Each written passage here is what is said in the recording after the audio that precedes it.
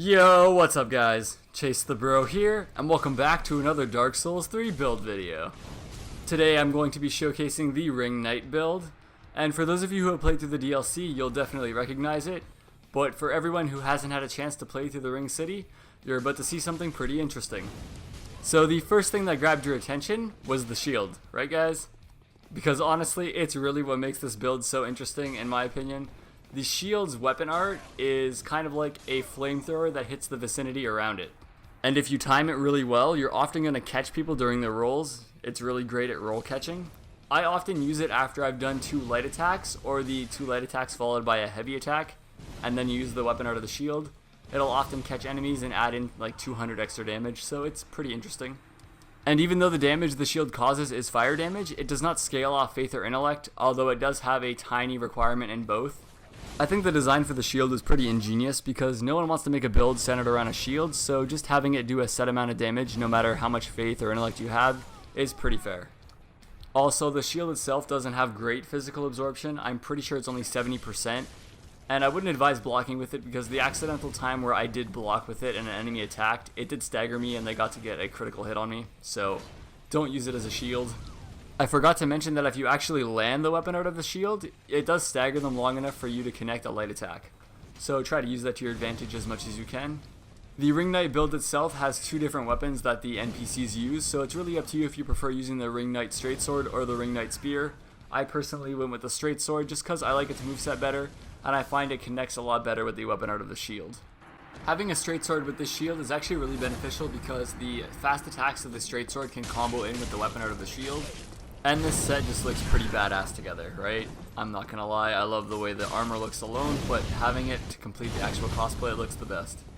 And for those of you who have not yet seen the Ring Knight Straight Sword, it's a straight sword from the new DLC, the Ring City, and its regular moveset is that of a regular straight sword.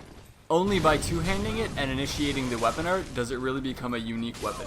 If you were trying to create a build centered around the Ring Knight Straight Sword, I'd advise using a shield that allows you to use the weapon art while you have the shield out.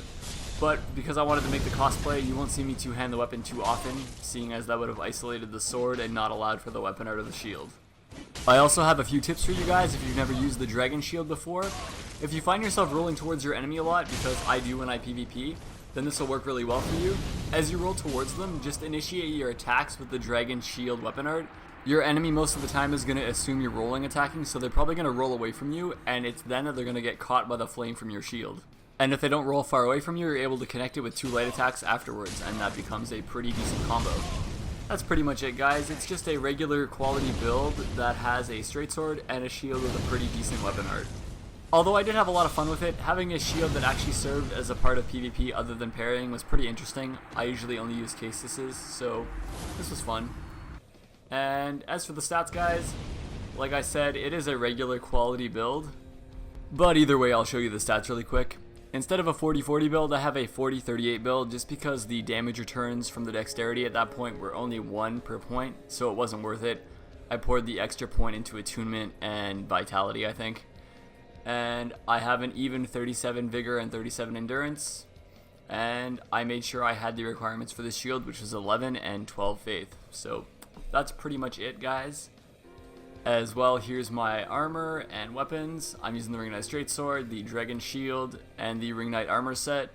And all you really need to make sure is you have the requirements for the shield, so you need 11 intelligence and 12 faith. And that's pretty much it for the build, guys. If you enjoyed the video, then like the video. It really helps my channel out a lot, guys. I'm growing because of you guys, and I want to thank you personally. And if you're not subscribed and you're just tuning in now, subscribe for some more Dark Souls 3 content. As well, I'm going to be live streaming games soon, so check out my Twitch channel. I'm going to post it below. And yeah, as always, thank you guys for watching.